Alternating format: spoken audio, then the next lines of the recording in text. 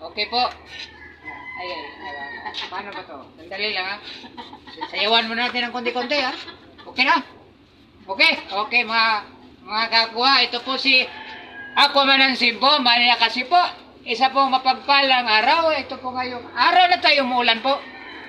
Medyo kukunti lang ang huli natin dahil medyo malabo ang tubig o dagat. Pero buti na lang. Ayan. Kahit pa paano meron tayo. Basta nakikita na araw di ay. Oh.